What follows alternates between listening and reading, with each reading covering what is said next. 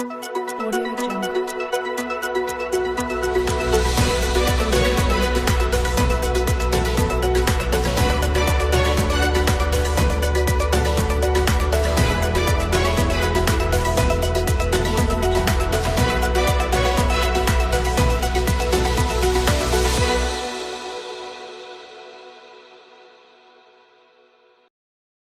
Hello viewers, now you're watching BBC News with me, Amirah Dinda. We'll give you the most update and factual news.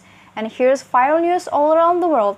The first news we have: India has added around 8 million new cases since the end of March in a ferocious new wave blame on virus variants and the government having allowed most activities to resume as well as huge religious and political gatherings. This has overwhelmed India's chronically underfunded healthcare system, leading to dire shortage of hospital beds, drugs and oxygen, with patients dying outside package clinics in New Delhi and elsewhere. According to the Health Ministry, 4,000 people died in the past 24 hours, a new record, taking total fatalities to 200,000. The number of cases rose almost 300,000 to 23.3 million, the second highest after the United States. Graveyards are running out of space, hospitals are turning away patients, and desperate families are pleading for help on social media for beds and medicine. The second wave, which has long surpassed the first wave in both new cases and infection rate, was a situation that was created by complacency. After the first wave ended in the winter, the government and public relaxed too much. Though over 100 million people have been vaccinated so far, in a country of 1.3 billion, it has not been enough to curb the second wave. In early March, weeks before cases began climbing again, the Federal Health Minister declared that India was the end game of the pandemic. This kind of triumphant rhetoric meant residents relaxed their COVID-safe behaviors, such as social distancing or wearing face masks.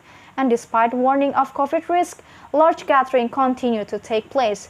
The biggest gathering by far is the Kumbh Mela, an important Hindu festival. More than 6,000 new cases reported since the Kumbh Mela began. The next news we have: Brazil protests in the capital of Brazil, Brasilia. Thousands of people gathered the president's impeachment and demanding more vaccines. Demonstrations are taking place in several other major cities, including Rio de Janeiro, with among 10,000 people on Saturday, May 29, 2021. Bolsonaro has been widely criticized for downplaying the risk of the coronavirus and public health measures such as lockdowns. A Brazilian Senate commission is conducting an investigation into his government's coronavirus policies, including whether it failed to secure COVID-19 vaccine and pressured local leaders who sought to impose health restrictions. Protesters rallied in at least 16 Brazilian cities and towns on Saturday to demand his resignation, including Salvador, Belo Horizonte, and the capital, Brasilia. Opposition parties, trade unions, and social movements accuse Mr. Bolsonaro of stalling the program and disregarding the consequences.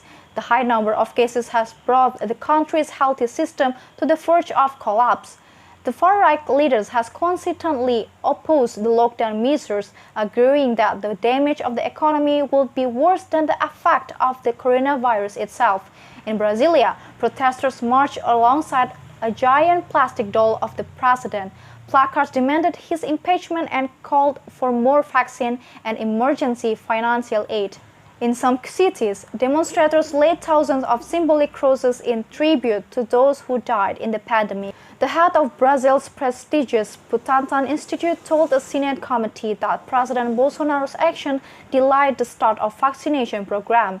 Mr. Bolsonaro votes said that his government would never buy a Chinese vaccine. Bolsonaro has remained defiant despite the criticism, however, and he continues to reject coronavirus-related restrictions. Last weekend, he joined thousands of his supporters in a motorcycle rally through Rio de Janeiro and promised not to impose a national lockdown. Brazil has registered nearly 400,000 deaths, overtaking India as the second highest toll in the world after the United States. It also has the third highest number of the coronavirus cases at more than 16 million. The next one, we have the Billboard Music Award.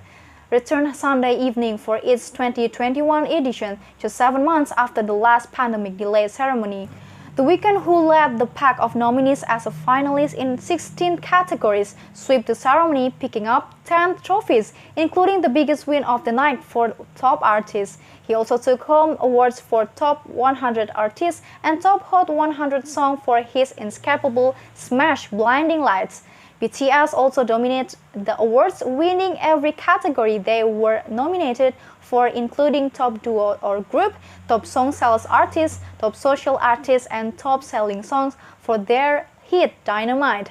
The group performed their latest single, Butter, which they dropped Friday during the ceremony. Despite not winning Top Artist, Taylor Swift won 2 awards: Top Female Artist, where she beat Billie Eilish, Ariana Grande, Dua Lipa, and Megan Thee Stallion. Swift also won Top Billboard 200 Artist. Drake was joined by his son Adonis as he was given the award for Artist of the Decade. The 2021 Billboard Music Awards were held on May 23, 2021 at the Microsoft Theater in Los Angeles, California. The ceremony was broadcast live from NBC and was hosted by Nick Jonas, included mostly outdoors performance due to the ongoing coronavirus pandemic. The awards celebrate artists who achieved considerable success on the Billboard charts from March 21, 2020 through April 3, 2021. The publication said that BMA finalists and winners are based on key fan interaction with music, including album and digital song sales, streaming, radio airplay, and social engagement tracked by Billboard and its data partners, including MRC data. And last but not least, we have Super Blood Moon.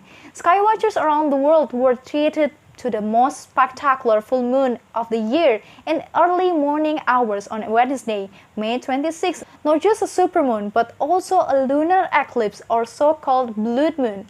According to NASA, a blood moon occurs during a total lunar eclipse when the Earth is positioned directly between the moon and the sun. Earth's atmosphere filters the sunlight, scattering blue light but allowing red light to pass through. Wednesday also marked the year's best supermoon. May's full moon is additionally known as the flower moon, named for the abundance of flowers associated with spring in the northern hemisphere. Astrographers around the globe captured breathtaking images of the event, which was clearly visible in Asia and Australia, as well as much of the United States and South America. From Brazil to Alaska, California to Indonesia, people with the right view of the celestial phenomenon marveled as their moon, usually a predictable pale Swiss cheese-like round in the sky, was transformed into a fierce red giant. Dr. Mo said that the supermoon occurs in about 25% of lunar cycles, while a total lunar eclipse occurs in about 5% of them. The last supermoon and total lunar eclipse occurred on January 21, 2018, and the next one will be on October 8, 2033. Alright viewers, that's all the news for today. If you want to know more about our news, you can check out on our website at www.bbcnews.com. I'm Amirah Dinda. Thank you for watching and stay safe.